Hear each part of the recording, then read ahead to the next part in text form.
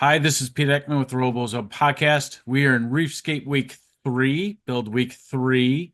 With me, I have one of my favorite mentors, my first mentor when wanted to become a mentor. Jay, please introduce yourself. Hi, my name is Jay Tenbrink, and I'm a lead mentor for the Goodrich teams. That is Team 70, the More Martians, and Team 494, the Martians. Jay, do you know we've known each other for a decade? Holy smokes. It's been a decade. Wow. Yeah. I remember painting my lacrosse helmet because I was a lacrosse coach. I remember painting my lacrosse helmet a very, very bright green and attending the Michigan State Championships when it was at Eastern Michigan University with you. Oh, okay. That's a long time ago, Yeah, it is. but a blink of the eye when it comes to first, right? Yeah, I think this is year 26 for me. And you guys are one of the OGs. I mean, there's only a couple teams out there with two and three letter numbers in their thing. So for Yeah. people who don't know, because you said 494 and 70, let's do a little flashback. Tell us about where 494 and 70 came from. I know, but for those people that are watching. Yeah, 494 was the first team that we had at Goodrich, and that started, it was like, I think '01 was first year, I think. So Team 70 actually was it was the Auto City Bandits, and they worked out of Kettering, and that team was folding. The mentors were all retiring, and at that time we had, I think, 30 students, and we chose to bring a second team onto the school. And I think we were one of the first to have two teams in one school, and there was a fair amount of controversy about that. Um, but uh, but we did it, and now it's actually quite common. So, So you guys were the first, you guys were the OGs of having two teams in one school. um, Original gangster, OG. yeah, It's just a okay, all term. right, all right. OGs. Yeah. We'll call you guys the OGs. But for those, because I know you guys I know you guys inside and out because my daughter was on your team. A lot of teams, I could see controversy, but then again, you have to raise the amount of funds to house two teams and to fund two teams. It's not always easy, right? When people think about, I mean, it's hard enough to fund one team like I do and try to fundraise now. You guys have always done a good job of fundraising, making sure that two robots get on the field, two separate teams, and your drive teams are separate, right? Very separate. Yes, they are. Of course, we work together as one team during the build season. We build together. It's the same programming team for both. When we go to practices, we're usually practicing at the same time, and we can work together and we can work against each other out on the field. So it's good. It's good to have that sparring partner. It's like, it's you know, Camaraderie, there, good yeah. camaraderie. Yes, yes. So not only are you, but because I know all about you, right? Your brother's also in first, right? Yes, yeah, and their team started, I believe that was '06, and that's team 1918, the NC Gears, and yeah, they've done quite well over the years as well, and we have collaborated every year. So I always wanted to ask you this question, but I've never asked it. Do you guys have discussions about robots at Thanksgiving dinner? Because you guys are brothers, um, sure. I mean, we would. I mean, we could talk about robots any time of the year. It doesn't have to be a holiday. So even on we talk, vacation. yeah, why not? I mean, we talk more often during the build season, of course, and we have no secrets from each other, and um, and we always know what we're doing, and we don't always agree, and sometimes we do, and that's all good. Yep. It's Great. very interesting how first is very small but very large. There's a lot of teams, 3,700 teams this year at Well, FRC, but yeah, yet the the gelling of all that history from your team to your brother's team and going through the years and competing with each other and against each other. It's just the core I love about FIRST in robotics. It's just no matter how the distance, because me and you haven't talked since about this time last year, but we could catch up in a heartbeat. Yeah. And that's the cool thing about robotics and the Yeah. passion. So, Yeah, and then whenever you go, if you've been in this for a while, you go to an event and it's a lot like a family reunion, and you see people that you've known, you have and even if you have never met them, you walk into there and you already have a lot in common, right? You know, you're both involved in the program and I mean, generally, I mean, it's people that they care about the kids, they're passionate about what they're doing. And yeah, it's a very good group, and it's good to be a part of it. all right, you ready, Jay? Now that we got the history lesson done, we always Okay. like to give some people, history because you've been around the block longer than I've been around the block, right? I made a joke with Corey Walters when he was on here about having bag day. Those are Yeah. bad memories of the past, but let's talk about the future. So we're here to talk about Reefscape, right? So Jay, tell me from drive coach to drive coach what you thought about the Reefscape release, the game itself. Well, I think it's a good game. I think one of the first things that was obvious is that they pretty much made it a half-court game, right? And you could have an opponent on your side, but it's pretty much a half-court game. They've really addressed the problem of 20 foot per second head-on collisions. So I'm not sure how you can run into the wall, but yeah, they've handled that very well. It's another flat floor game. That's good, and everyone's been moving to swerve drives and boy, well, the way that the lead time is for a lot of parts and components systems, it's like you got to order in June to have them in January. So anyway, it's good. Some of that stuff is it's good that they don't change too many things at once. But no, I like the game. I think it's going to be a good game for rookies and a good game for veterans and everyone in between. There's plenty to do. So you don't have to just go and play D if you can't do everything. That's great. True. Um, uh, One of the things, okay, normally, you think about the robot to robot interaction. There's going to be a lot of that, I think, going on. I don't know. I think the defense is more likely to happen at the loading station than it is, because it's not going to be at the reef. I mean, it's a protected zone, and so I think there's going to be a lot going on there. And this is a game where you have to be fast at what you're doing, fast and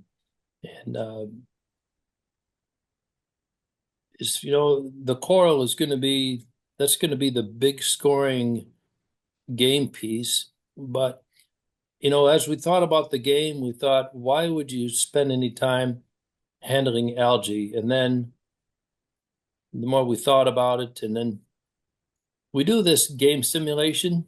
Mhm. And this time we did it the Wednesday after kickoff, and we had our two teams and four other teams, and we all played. The kids they played the little student robots and played the game full field, and to try to that gives the kids the idea of the flow of the game, the Sure. scale of the game, and we had a lot of game pieces to mess around with, and it was our conclusion after that game was that we were wrong about the algae. And You what did you know, guys come up with then? Why was the LG so important? well, it's likely to be something that's going to be important later on in the season and perhaps in playoffs. If you have two capable robots that can handle coral, and if you had a third robot that could handle algae, um, you know, two robots going to the same feeding station and three robots going to the coral station might get a little busy, and then it may be to your advantage to have algae scoring to, you know, just to add another dimension of how you can score. So See, this is why I know you taught me the right way because I think like you. And I thought the exact same thing is if you have because it's half field because you described that it's more of a half field. I'm not going to mention the last time we had this, but it was the game that I shall not say. That's a joking about Recycle Rush because I didn't don't be like that game. trashing that game. Don't be trashing that game. I know who my audience is right now, Jay. I love it. Yeah. Anyways, we didn't even have bumpers. But anyways, um, you want everyone to be able to have a part of the game, and I think like you that at playoffs and then at like MSC, Michigan State Championships, that's where you're going to see more of the LG be more important. How do you can maximize the score at the end of the rounds, whoever because it's so weighted this year with the ranking point change that a Yeah. win is three, right? You can get a maximum of six, but whoever can put as many points up as possible is going to win a match. I mean, that's the goal, right? So what did you feel about the ranking point change this year?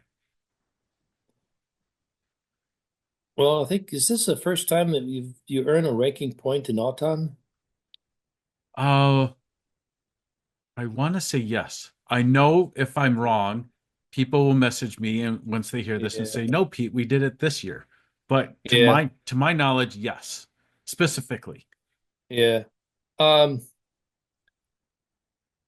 yeah, with the ranking points, that kind of made, I think that made a lot of us think that LG wasn't worth bothering with, because you don't get a ranking point no matter, I mean, LG helps you win a match, but it's not going to give you a ranking point. And and the scoring for the LG is not that much different than scoring high coral. So, you might say, well, why bother with it, but um, your robot's going to want to have the ability to handle coral, handle algae. You want to be able to pick one up. You have to pull the algae out of the reef. You're probably going to want to be able to pick algae up off the floor, and you're going to have to poke it through the processor. But Mhm. how much more trouble is it? It's a bit more trouble, but to be able to actually score it into the barge. Right. Right. So yeah. Um. Anyway, but Endgame, I don't know. Um.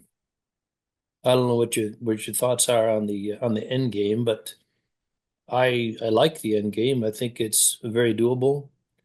Last year when they had the trap was extremely hard, Extremely. right? Extremely hard, and I don't think 5% of the teams were successful at repeatedly scoring in the trap, right? We spent a lot of time and effort, and we had a lot invested in it. We finally got it, but it was not easy, and it was anyway.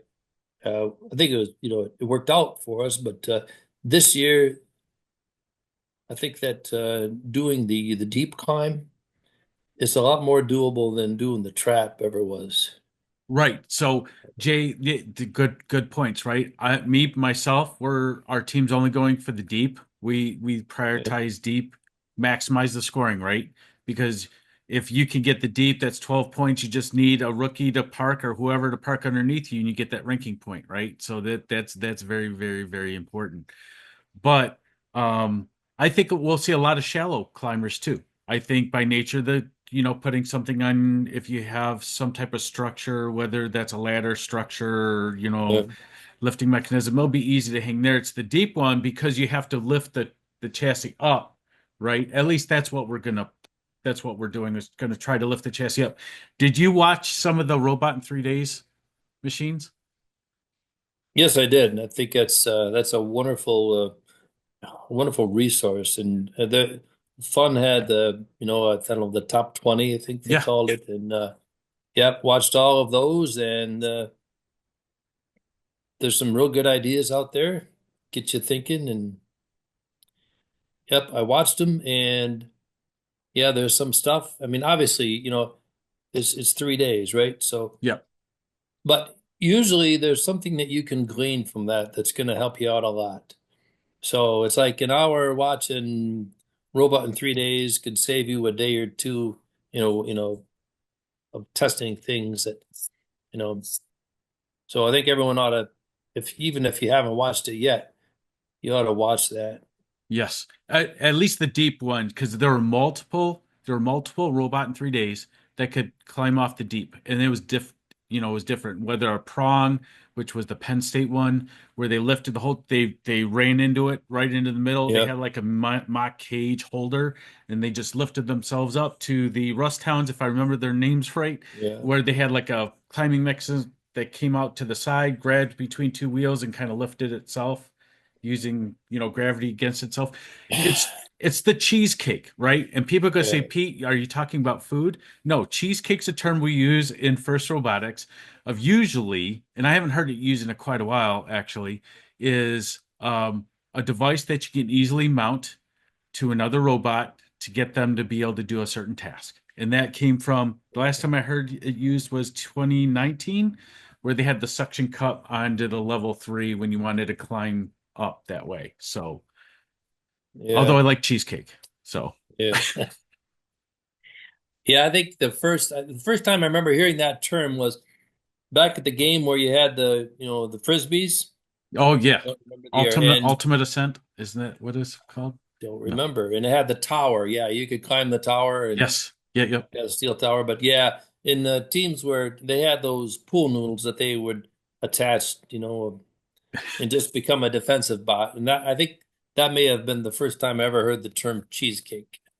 Other than the scrumptious dessert that I absolutely love, New York cheesecake's This my is true. favorite. So It's- yeah. yeah. What else out of the game, Jay? Let's talk about your team, right? You're helping two teams while you mentor one, you're helping the other. So where are you in the design phase? Where have you guys gone? I know because you send me videos. Yes. You sent me the first video and I laughed. I was like, man, Jay's in it to win it this year. He's just every time you guys get a new thing, you send me and I love the videos. I'm like, oh man, they're really ahead. So where are you Yeah. guys right now? Our frames got back. Actually, we got the frames back from paint, and we started putting the swerve modules on, but we are still doing some structure. Uh, One of the things that the robot is not fully designed yet. Okay, it's we have, part of it is, I mean, the foundation. Of course, we start out with, like space claims for all these different mechanisms, and uh, we build a lot of mock-ups, and more than just a regular mock-up. And this was my brother's term, and it was called a high fidelity mock-up, where it's not just plywood and a drill motor, spinning a wheel, but you actually build something that's very close to what you plan to put on your robot. Because in the past, we've been burned with doing quick mock-ups and then going to the production design, and a lot of time in, building the thing. And then when we finally test it, weeks later, we find out that it doesn't work how we wanted it to work. So we're probably a little bit slower to get into the production design until we've worked out more of the details of the different components and the different systems. For instance, for the climber, for the deep climb, we actually have some milled aluminum components, for the latch. I mean, we don't have it. It's not fully integrated, but we know how it's going to guide the cage in and how it's going to latch onto it. We know how we're going to power the lift, right? As far as handling the algae, we've built mock-ups of that, and that we have higher confidence on because that's a lot more of it's a lot more of a known design. It's a lot more similar. But then for handling the coral, um, yeah, you gotta, well, handling the coral, I think it's one of the things that we didn't see in any of the robot in 3 days robots was something really slick for aligning the coral to the reef. Okay. Right. All of those robots, they drove up to it and they had to, I'm not sure if they were using vision or what Yep. they were using, but um, I didn't see anything that was really slick for aligning. And we've been working on something like that, and it was somebody else's idea that we borrowed, so I won't explain it here, but with it's we think it's very important to be able to acquire the coral quickly and to align it and score it quickly and accurately. And and if you don't have that, then if you again, we've made mistakes before going to production with stuff that wasn't proved out with a high fidelity mock-up, and that's burned us in the past. So we try to avoid that, and we try to minimize it. You never avoid it, I guess. But Right. One thing you've always taught me, Jay, was cycle times. Cycle times matter, Pete. I remember this. I remember this from the 2016 game. I remember from the 2017 game. Um, one of my and I'm just having entirely huge lapse of memory of the game names, but I'm talking about the one where we had a butterfly drive and a tank drive. So we would go over the obstacles, and then we hit a butterfly, and it would line up, and then we would take our shot. And it was like the gray ball, and it looked like a castle. I can't remember the yeah, name. Can't remember the name of that game, but that's where you said, Pete, the more things we could put through the top, the quicker we could score, and then we can go grab another one. So it's always embedded in my mind after every game yeah. is released. Jay would say, "What's the cycle time? We need the cycle times to be as short as possible, and the margin of error needs to be very slim." So I've always echoed that throughout every season, now and now we're looking at it again. I don't know how you guys are doing this. I can only guess based upon the videos you send me, but acquiring the coral from one side and going and delivering from the opposite side. So you're not having to turn the robot. It's kind of just a back and forth and back and forth and back and forth because your cycle times are quicker that way. Yeah, that was probably true when I sent you that video.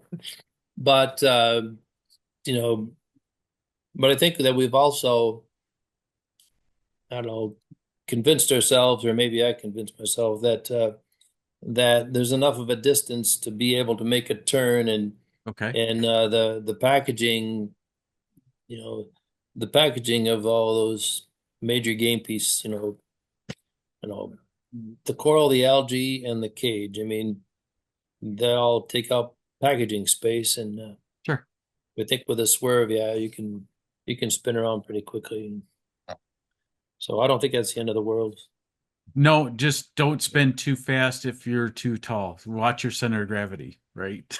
Well, yes, yes, Or it depends on your driver too. There's a lot. I think there's going to be a lot of dependence on a good driver and a good operator this year in communication, between those two. As drive coaches, we know we want teams, a driver and operator by nature, they kind of gel together and they they know should. They what better. each other's The going to effective do. ones do. The effective ones, they can finish each other's sentences, and I mean they know what's going on and they communicate.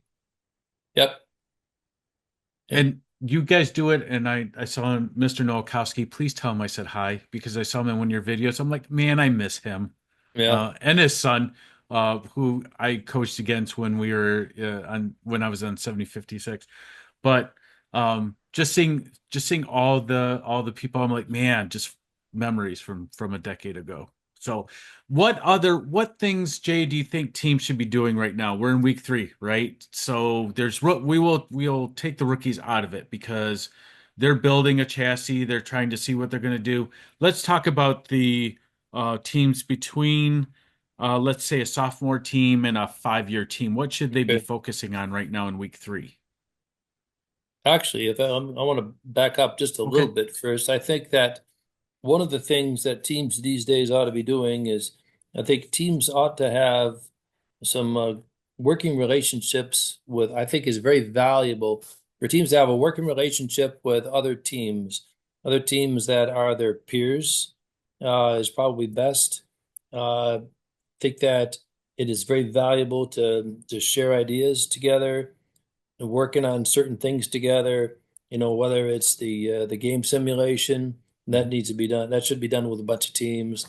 Design, whether it's design reviews, comparing notes, uh, and practicing together. I think it's very important that teams have, they build relationships with other teams and help each other to stay out of the ditch. Okay. So where should you be right now? I would expect that your design would be in pretty good shape. It doesn't have to be finalized. You don't have to have 100% design before you start building the chassis. Okay. So um, I think we're pretty much on track where we were a year ago, for the build. But I think you should have proven out the individual modules that you're going to have. The coral collection and scoring, algae handling, the cage climbing. You got to have those modules. Pretty good idea of what you're going to do, and you got to be you know putting that all together into your design, and you should be well on your way of building right now. At least get the chassis together, right? Because if you get something moving, it gets the kids excited. Kids like to see things moving. So, Yeah, well, that's another good point. And something else, and again, stealing another somebody else's comment, but I think that it's good to have, on a project like this where, there's a lot of work. I mean, the kids, if it's their first year, all they've seen right now is, you know, they've maybe they're cutting metal, and maybe they're, in our team they're probably putting in, hundreds and hundreds of rivets, or filing edges, and it's I think it's good if you can give the kids, if you can give them a small victory, and if they can have a small victory every night or every other night, and I think that that's good to keep the kids motivated. um, and we also, we try to have the kids do different things, mhm. during the build season. Like one time you may be riveting up some structure, and the other time maybe you're taking a motor off and, changing out the gearbox, or, or whatever. So we try to, I'm rambling, but we try to have, you know, we want to have the kids not get burned out. We want to, provide small victories for them. We want them to be able to see the big picture. Um, and you know, and when they're not looking, we try to teach them something. When they're not looking, yeah, Yeah, because they shut down when they hear you trying to yeah, teach them something. So, yeah. Well, yeah. No, we've got a good group this year, and good. they're engaged, and you know, it's good when you can give somebody a task, and they can carry it through. And you know, some folks, you get them pointed and they just pick up speed. Other people, they might coast to a stop, as soon as you're not pushing. And boy, if you can get the ones that go, that's fantastic. And he's anyway, like I said, we are we are blessed with a good group of kids this year. So. I can't wait to see you guys in the field. I hope to see you guys. We're not going to the same events. So what events is 494 and 70 going to, Jay? Kettering week one for both teams, and then we're going to Ferris. Oh, okay. That's So cool. Ferris is yeah. that's a first year event. This is a first year event for Ferris, right? First or is a second? I I think think it's a it's a first. second. Oh, Yeah. okay. So and my brother's team is going to be there. So Oh, that's cool. So that we'll was see fun. the Tenbrinks playing with each other and against each other. Good That's right. That's family right. competition. That'll be good. Well, Jay, we've been doing this for 30 minutes and we could go for days because I we've had these talks in the past. So I want you to again tell us who you are, what team you're with, and how we can follow the team. My name is Jay Tenbrink, and I'm with the Goodrich Martians and the More Martians. That's Team 494 and Team 70. And boy, I would say that you're gonna have to see us at Kettering and Ferris because right now I can't offer you up any social media outlets where you can see what we're doing. I oh, we're not going to spy on you, but I'll get Yeah. make sure your social tags get in there so we can follow the team. Thank you for coming on board, Jay. Okay.